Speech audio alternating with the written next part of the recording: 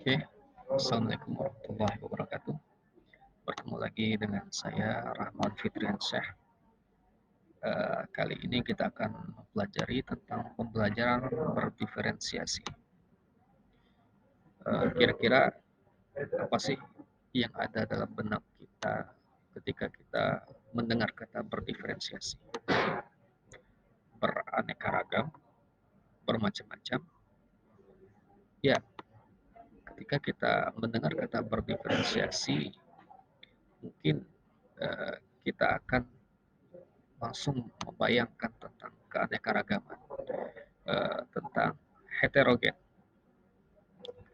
Namun dalam hal ini kita akan kaitkan dalam pembahasannya tentang pembelajaran berdiferensiasi yang merupakan juga menjadi suatu keunikan dalam hal pembelajaran, baik itu nanti kita akan bahas secara kontennya, tentang produknya ataupun prosesnya. Oke, tentang pembelajaran berdiferensiasi ada beberapa hal yang mesti kita perhatikan, diantaranya adalah bagaimana strategi, karakteristik, dan keberagaman di kelas. Kalau dari strategi berdiferensiasi itu bisa dikatakan adalah diferensiasi kontennya, proses dan produk seperti yang saya katakan di awal.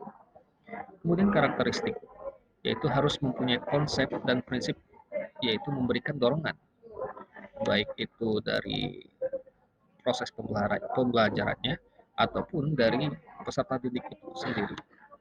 Kemudian ada nilai-nilai berkelanjutannya. Selanjutnya ada pengelompokan secara konsisten dan fleksibel. Dan juga kita harus juga memperhatikan karakteristik dari siswa aktif bereksplorasi dengan bimbingan dan arah dari guru.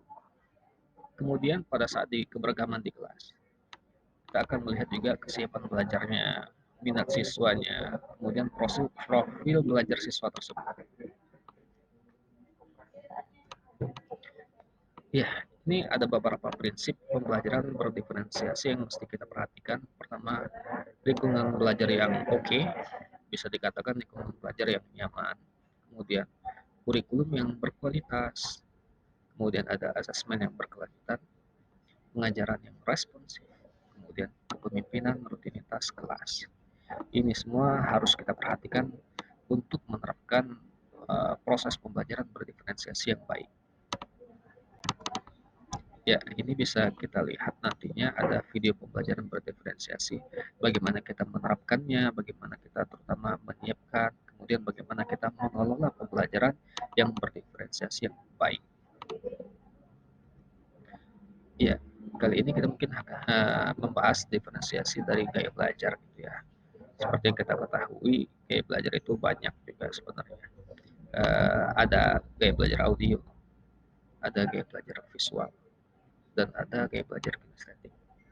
Ya mungkin kita sebagai guru gitu ya, banyak menemukan di antara anak didik kita, peserta didik kita yang mungkin lebih fokus pada penjelasan-penjelasan saja. Yaitu mungkin kita akan melihat dari gaya belajarnya bisa dikatakan gaya belajar audio. Kemudian ada juga gaya belajar anak itu yang harus memperhatikan betul-betul. Mungkin kita akan mengetahui dari gaya belajar tersebut adalah gaya belajar visual. Kemudian ada juga keunikan peserta didik yang memang mungkin mereka terlihat sibuk, aktif di luar dari proses pembelajaran, akan tetapi mereka mengerti, bisa mengikuti. Ya mungkin kita katakan gaya belajar mereka adalah gaya belajar kinestetik. Dan di samping ini juga ada tambahan gaya belajar read and write, yaitu gaya belajar baca dan menulis. Ada juga yang anak-anak lebih suka baca dulu materinya, kemudian baru menulis, dan mereka mungkin akan paham pada pembelajaran tersebut. Iya, tentunya kita bertanya gitu ya, apa sih gaya belajar yang dominan pada diri kita? Jadi sebetulnya tidak ada gaya belajar yang memang dikatakan dominan. Uh, Artinya ada uh, hal yang memang menjadi karakteristik dari gaya belajar kita. Ketika kita gaya belajar audio, tidak sepenuhnya kita melegitimasi bahwa gaya belajar saya adalah gaya belajar audio. Karena tapi lebih kepada uh, mana yang lebih dominan dari audio, visual, ataupun kinestetik, ataupun read and write dari GA kita tersebut. Untuk itu dapat kita ketahui, mari kita coba uh, scan QR dari QR code ini untuk mengetahui bagaimana GA kita.